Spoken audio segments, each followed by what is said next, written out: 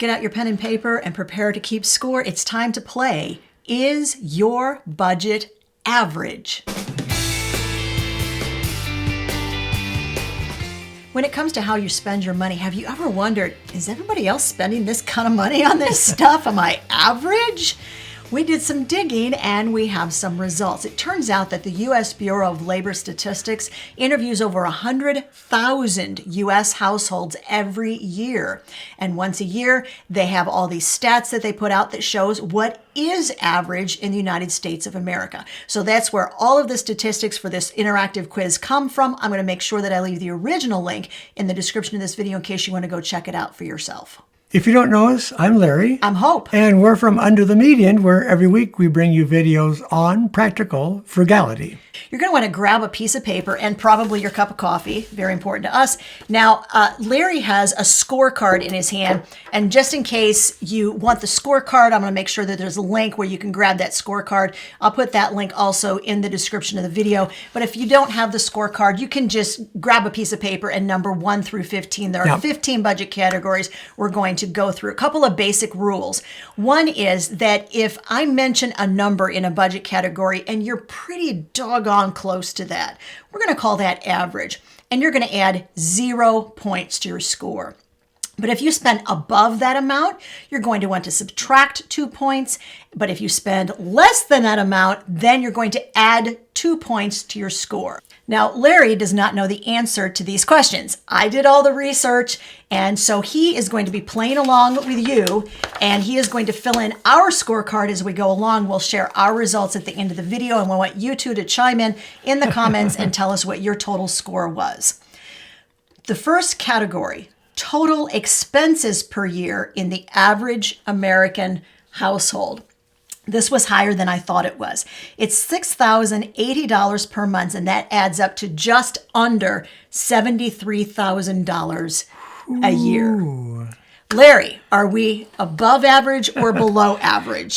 If the average American had to make $73,000 just for expenses every year, a lot of them make less than that. I don't see how they come up with that figure, but that is the figure. So yeah, we are under, I'm pretty sure. Okay, you need to give us 2 points because we are definitely below the national average. All right.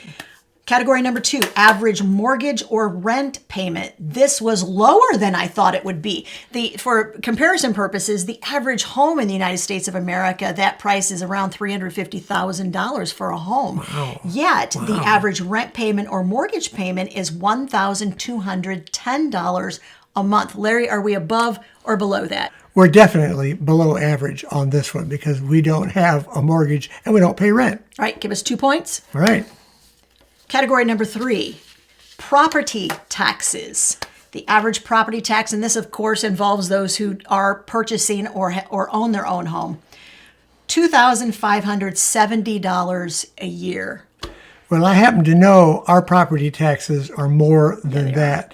And really, even though housing is so low in this area, property taxes are pretty high. So I think we're above $3,000 on what we pay a year in property taxes. Yeah, we're above that amount. We're closer to $4,000 a year in property taxes.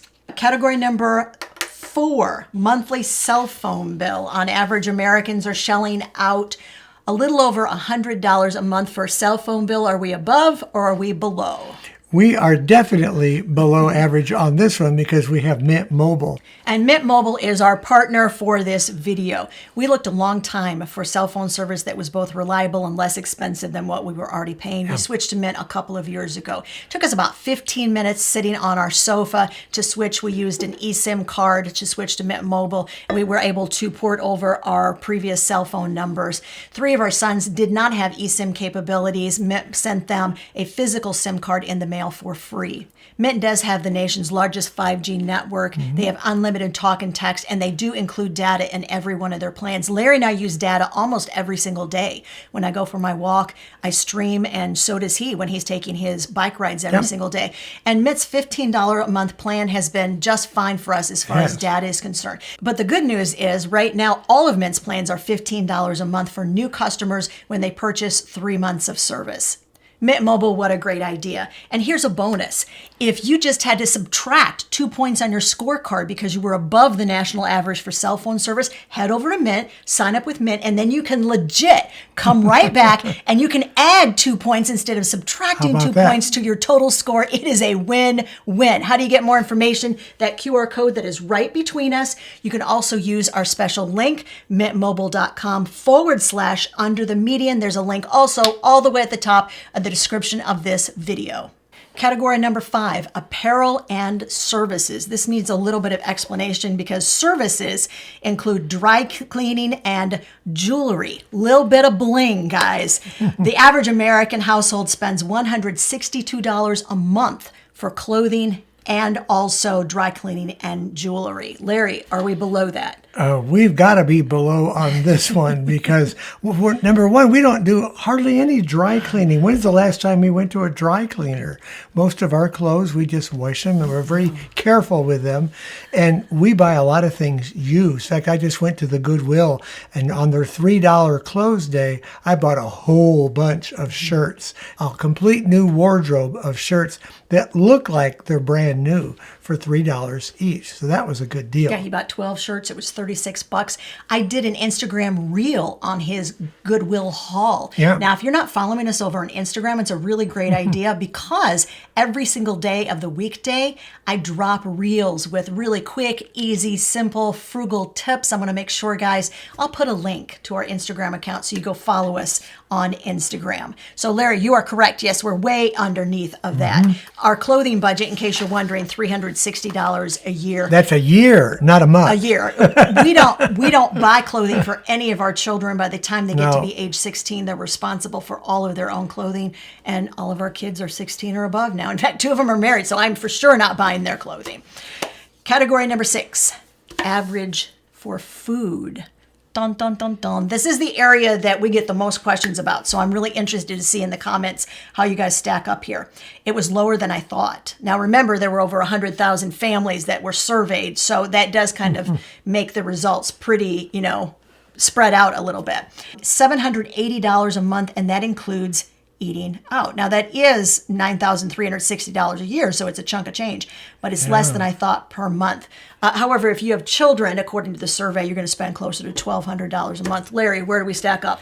I'm pretty sure we're way below average on this one because we eat vegan, we don't eat meat, and we don't buy a lot of really expensive foods. We really try to work very diligently in this area. He's right. Our budget in 2024 is $240 a month. Do you know what we spend? Do you know? I don't know. This is so much fun. We're averaging so far $210 a month for $210? Yes, a so month? far. Yeah. Oh, and my so gosh. I'm like super happy with that. Of course, we have two sons, and part of the meals, they're not even here. Like, we see them, they come here to sleep, I think. They're out with friends. They have a lot of activities they do. Yeah. So that amount is getting a lot easier. Yep. Now, as I mentioned, that $780 a month includes eating out. It does. But just in case you want to know, our next category is eating out all by itself. Eating out, the average amount spent by U.S. families is $303 a month. All right, think on that for a second. Fill in your scorecard. Larry, do we spend above that? First, I want to say I think $303 a month average is pretty reasonable for eating out because eating out is very expensive. It is. No, I think it's average. I think it's good for their average, not for us. For us. We really don't eat out much at all because of being vegan. There just are very few places we can go and get a decent meal for a good price, and we have to get it for a good price. We'll bring something special home and make it rather than go out to eat. Category number 8, utilities. Utilities includes natural gas, electric, and propane. So if you're in the country, you're filling that propane tank once or twice a year. That is included in this cost. The average across the U.S., $379 a month. Larry, where do we stack up? I think we're under that. Probably not under by a lot, but I think we're under that. We're under by probably more than you think we are. The average so far in 2024, $165 What? a month. I know. Wow. It's lower than even I thought. We've worked really, really hard though, guys, on that gas and electric bill. You want ways that you can cut that electric bill back. We've done some videos on it. I'll link one of them up above. I'll also put it in the description of the video in case you want to check that out. Now, of course, utilities will vary depending on location. If you are in California, somebody tell me, the last time I checked, which was fairly recently, y'all were paying around 32 cents Ouch. per kilowatt hour. Ouch. So, that moderate amount, that median number it's very, very different for you to try to reach that than it is for us to try to reach that. So just bear that in mind, and remember, no shaming in this quiz. You have to sort of adapt those answers to where you're at and where you're located. And as Hope mentioned, if you're on propane, you live out in the country, you can't help what you have to pay for gas, and you have to keep your house warm in the wintertime. So give yourself some grace on this. This is just an indicator of how you're doing compared to the average. Category number 9, cash contributions. Now, hang on to your hats just a second. Kind of explain this I'm one. going to explain. Yeah. For some completely unknown reason, the government believes that cash contributions should include alimony, child support, and any money that you spend on room and board for your college student. Oh my, that's really strange. That's really strange. Okay, I don't know if this is going to upset some people or not, but I'm just going to put it out there. Whether you choose to pay for your college students' room and board or not, that is not a cash contribution. That is not a charitable contribution. No. That's a budget. That is a budget and a parenting decision. That is a family decision based on your budget and your ability to do that. If you pay for it, no shade from us. Absolutely not. But I don't think you can any legit way count it in your budget under cash contributions. Yeah. But anyway, so the government does. So the average, don't know how much that skewed the average, $288 a month. Wow. Now, we think of cash contributions as money that we're giving towards something. Yeah. So that's why I don't see why they have alimony. And what was the other item they had in there? Child support. Child support. I think those are is separate. not. I think those are separate budget items. That's how I would count them. I wouldn't count them in with that item. I would count things like any charity that you're giving to or your church.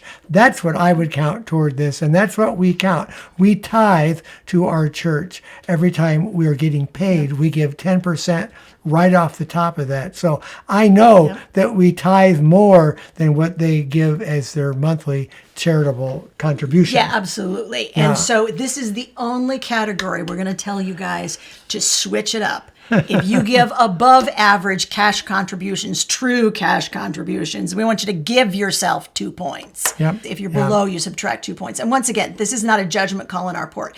This is a reminder for you, though, that when you give to others, whether that's cash or whether that's raking their leaves or shoveling the driveway of an older person who lives near you and can't do it for themselves, that feeds your soul. I'm just going to say it. It does. And it's so important. Even if you are digging yourself out of a pile of debt, we want to tell you that giving to others in some fashion is so critically important. And that's why we just broke our own rules and told you that if you're above, to give yourself 2 points, and if you're below, subtract 2 points. I think that's fair. Number 10, monthly car payment. I thought that I was going to throw up.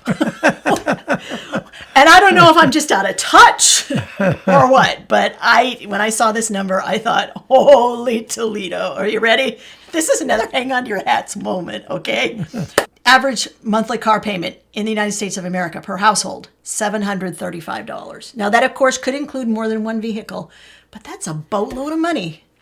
Yeah. Now, if you drive a Jaguar or a BMW, I think that's a reasonable amount to expect to pay, depending on what year that you get. We don't pay anything on this category because we pay cash for our cars, and we buy cars that we can really afford. So we're way below average on this category. We set money aside every single month for a car replacement fund.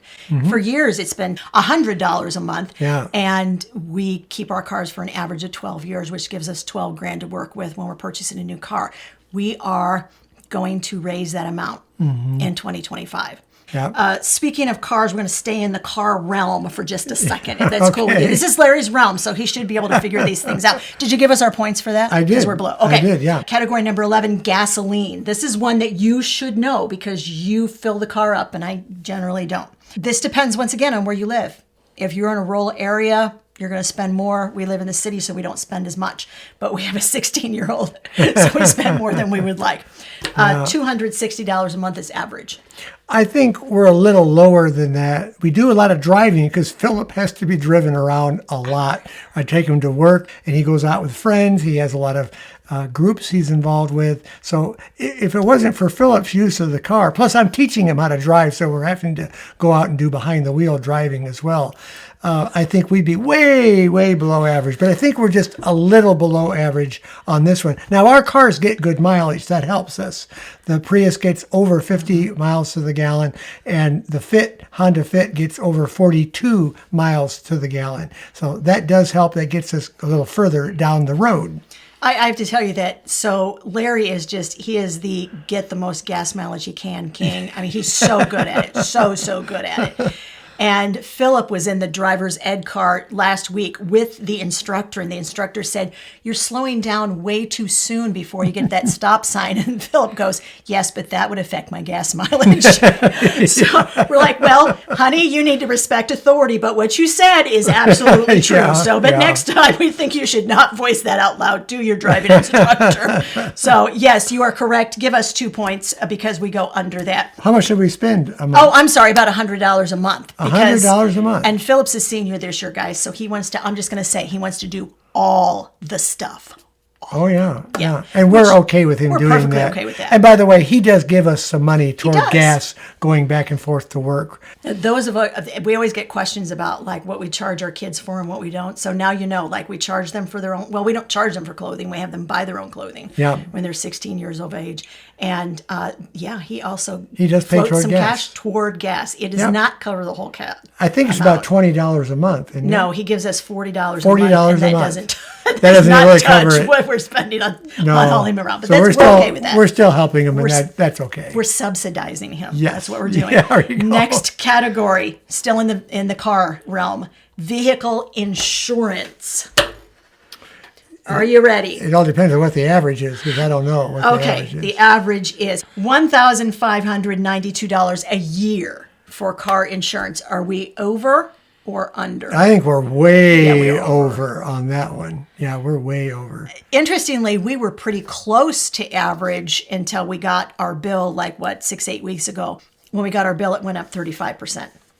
So, and Philip is still in driver's ed. He is not officially on the car insurance yet. Not yet. When he goes on, it's going to be way above. He'll have to pay his own insurance, so that is something we require. They do have to pay their own insurance. So. Yeah, this is this is our parenting style plus our budgeting style all in one video. Yes, it is. Yes, our kids pay for their own car insurance. You know what though? I think that teaches them responsibility.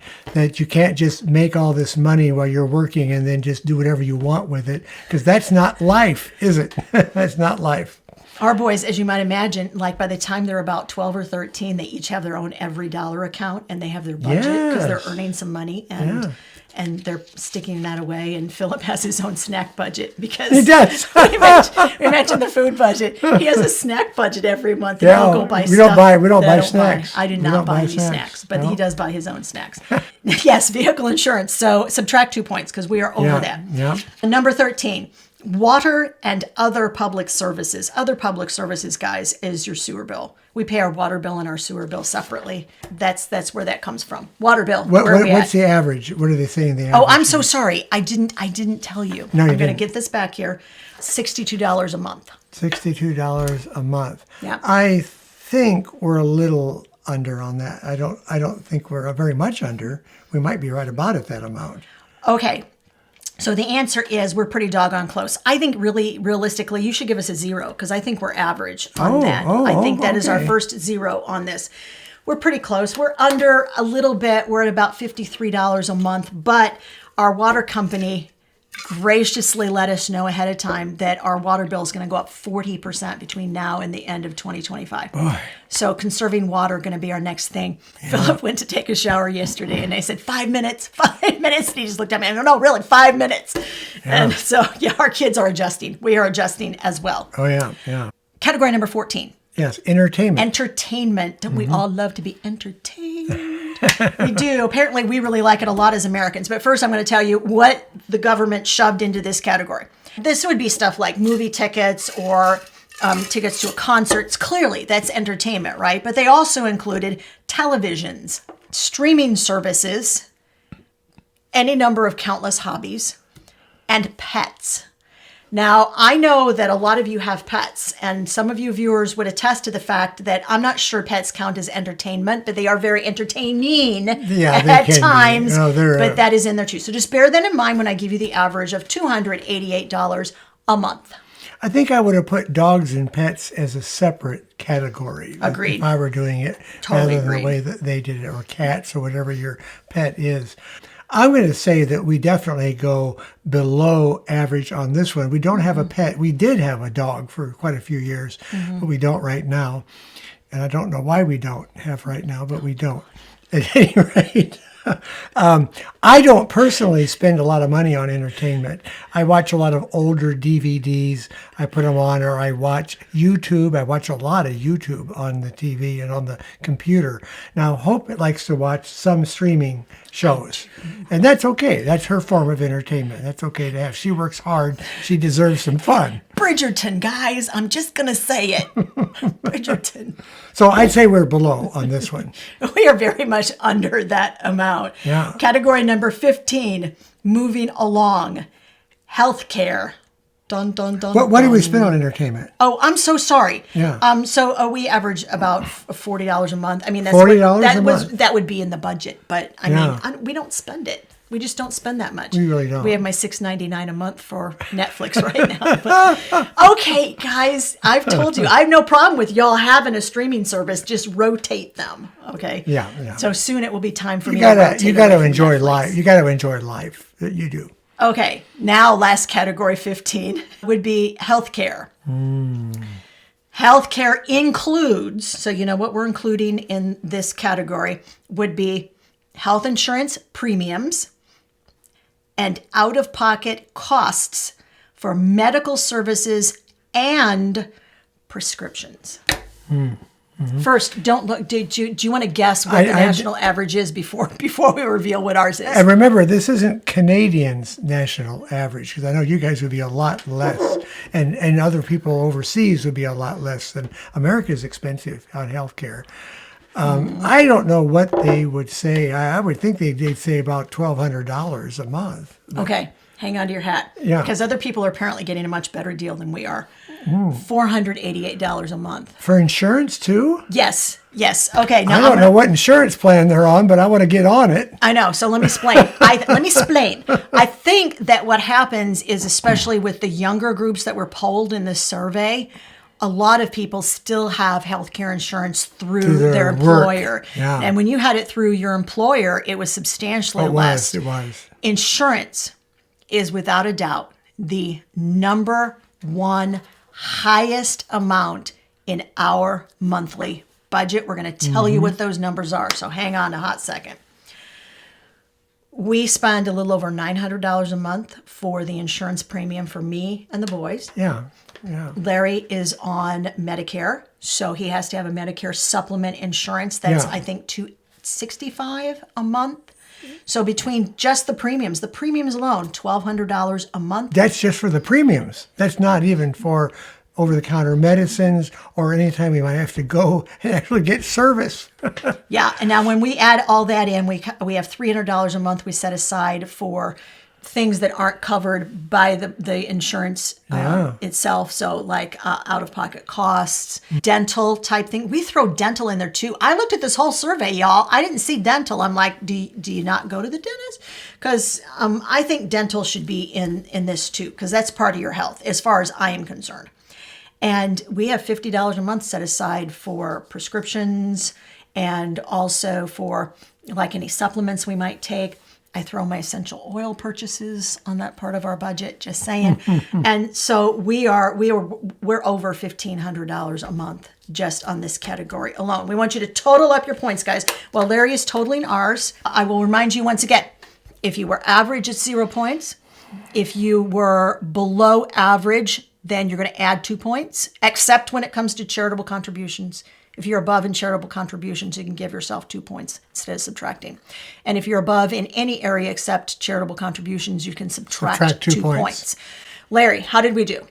We didn't do as good as I thought we were going to do, because it looked like we were doing pretty good. And For a while. And I think as being careful budgeters, we are pretty good. So if you don't get a real high score in this, don't feel bad, because out of 30 points, we only got 16 points. That's just a little more than half, because we went -6 in the above category and plus 22. So you take 22 and subtract 6, that gives you 16.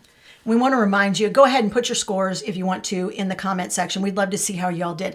But we do want to remind you, this is a tool, guys. Yeah, it's a tool. It's a way of looking at your budget that's a little bit different, I think, than the way that most of us have looked at our budget. Yeah. And you can see from the frank discussion that we had here, everything's up for grabs except my Netflix account right now. But, as far as getting the budget where we want it to be, this is a tool to figure out, okay, if you're not comfortable with how these, numbers came out, what can you do to change those numbers? Now, we occasionally do love, as we mentioned, to do fun interactive quizzes on the channel. The last quiz that we did was called the Are You Frugal quiz. Yeah. It was a 40-question quiz. Larry was on with our 16-year-old with Philip, who got to vet our family scores and say, yes, that indicates we do that, we're frugal, or no, there's no way that our family does that, we are not frugal in that area. It was a hoot to watch. So if you want to watch that quiz, I got it racked up for you guys. It's right over there. Go take a look.